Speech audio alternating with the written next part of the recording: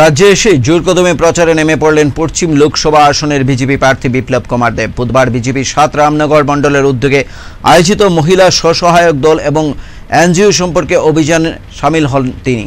Border গোলচক্করে western club সংলগ্ন এলাকায় হয় এই জনসম্পর্ক অভিযান। প্রার্থী ছাড়াও অন্যান্যদের মধ্যে উপস্থিত ছিলেন আগরতলা পৌর নিগমের মেয়র দীপক মজুমদার, বিজেপি নেত্রী পাপিয়া দত্ত সহ অন্যান্যরা।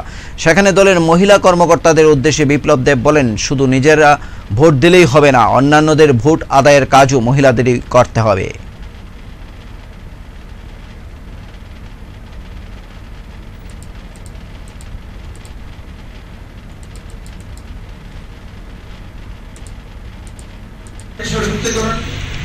শুধু কথা বলেন না, নারী সশক্তিকরণ। ইন্দিরা গান্ধী প্রধানমন্ত্রী মহিলা ছিলেন, সশক্ত মহিলা ছিলেন। উনি ওমেন্স রিজার্ভেশন বিল আনতে পারেননি। সোনিয়া গান্ধী শক্তিশালী মহিলা ছিলেন, ইউপিএ চিফ ছিলেন। উনি নারী সশক্তিকরণের জন্য মহিলা রিজার্ভেশন বিল আনতে পারেননি। লোকসভার ফ্লোরের মধ্যে লালু প্রসাদের দল, লালু প্রসাদ স্বয়ং, মুলায়ম সিং এর দল, এরা পার্টনার ছিল। এরা মহিলা সশক্তিকরণের বিল যেটা ছিল 33% রিজার্ভেশন, সেটা ছিঁড়ে ফেলে দিয়েছে।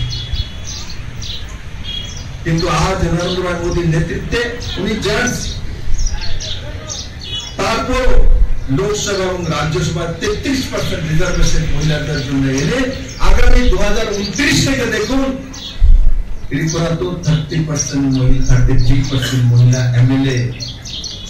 আমাদের 30 ব্যবস্থাতে আছে, কিন্তু 30% এমএলএ মহিলা হবে। তার মানে এখন যে 60 আছে সেটা হয়তো বা বাড়বে, কারণ কি সেটাকে ডিলিমিটেশন করতে হবে। কিন্তু একবার চিন্তা করে দেখুন, কম্পালসারি